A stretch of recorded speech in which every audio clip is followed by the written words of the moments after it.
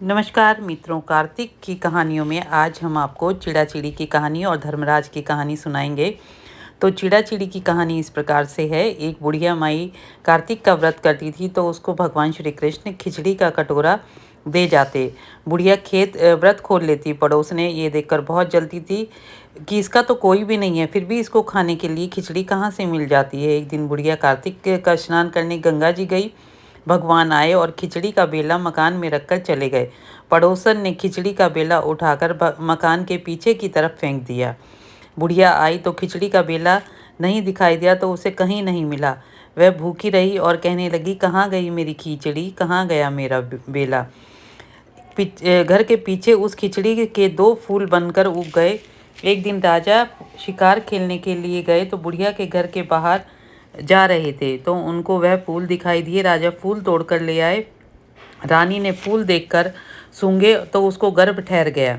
राजा रानी के कोई संतान नहीं थी। फूल सूंघने से रानी के 2 लड़के पैदा हो गए। लड़के बड़े होने लगे तो वो बच्चे किसी से बोलते नहीं थे।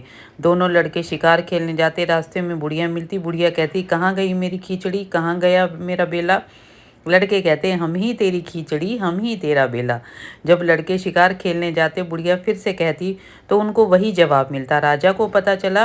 राजा ने बुढ़िया को बुलाया और कहा, हमसे तो ये बच्चे बोलते नहीं, तुमसे कैसे बोलते हैं। बुढ़िया ने कहा, ये तो मुझे इस बात का तो मालूम नहीं। मैं कार्तिक का व्रत करती हूँ तो भगवान कृष्ण मुझे खिचड़ी दे जाते हैं। तो एक दिन मुझे खिचड़ी नहीं मिली, तब मैं ये बात कहने लगी, कहाँ गई मेरी खिचड़ी, कहाँ गया मेरा बेला। तब लड़के बोले कि तुम्हारी पड़ोसन ने खिचड़ी फेंक दी थी, उससे फूल बन गए। राजा तोड़कर ले आए और हम दोनों लड़के बन गए। हमें भगवान ने बुढ़िया के लिए भेजा है। तब राजा ने बुढ़िया को अपने महल में रख लिया और खूब उसको मान सम्मान से के साथ रखने लगे। तो जैसे उसकी सुनी बुढ़िया की, ऐसे हम सब की सुनियो। कार्तिक मास में दूसरी कहानी जो है आज हम आपको सुनाएंगे, वो है धर्मराज की कहानी। धर्मराज की कहानी भी रोज कहनी चाहिए। इसमें कहानी इस प्रकार से है कि एक गरीबनी थी और एक अमीरनी थी। गरीबनी जो कुछ भी दान करती वो धर्मराज को अर्पण कर देती थी। अमीरनी जो कुछ भी दान करती वो कृष्ण जी को अर्पण कर देती थी। दोनों मर गई तो धर्मराज के यहाँ पहुँच गई। धर्मराज ने गरीबनी का लेखा तो ले लिया, पर अमीरनी का लेखा नहीं लिया। अमीरनी ने पूछा, मेरा लेखा क्यों नहीं लिया। धर्मराज बोले कि तुमने मुझे कुछ भी अर्पण नहीं किया। तब अमीरनी बोली, मुझे जिंदा कर दो तो मैं कुछ करके आऊँ। तो अमीरनी जिंदा हो गई। नाती बेटा पोते सभी बोले, माँ आप फिर आ गई।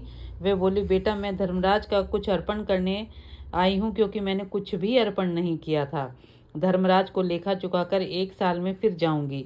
साल भर तक धर्मराज को अर्पण करती रही और सोने की डलिया, सोने की चबड़िया, 100 पानों और मोती, मूंगा, धर्मराज को कपड़ा, जमुना जी को कपड़ा, लोटा, डोल, मोती की लड़ी, 5 टका, मीठा, जितना चाहे धर्मराज को अर्पण करती रही। अगर उतना न हो तो बांस की चबड़िया, बांस की लठिया, 5.25 सेर गेहूँ, तुलसा जी की माला, घंटी, धर्मराज और जमुना जी का कपड़ा, मीठा, रुपये अर्पण कर दो। तो इस तरीके से बुढ़िया जो है पूरे साल भर तक जो उसने धर्मराज जी को अर्पण किया और धर्मराज जी ने फिर उसका लेखा लिया। हे धर्मराज जी महाराज, जैसे उसका लेखा लिया ऐसे हम सब किसी का लेते लियो, कहते सुनते हुकारा भरते।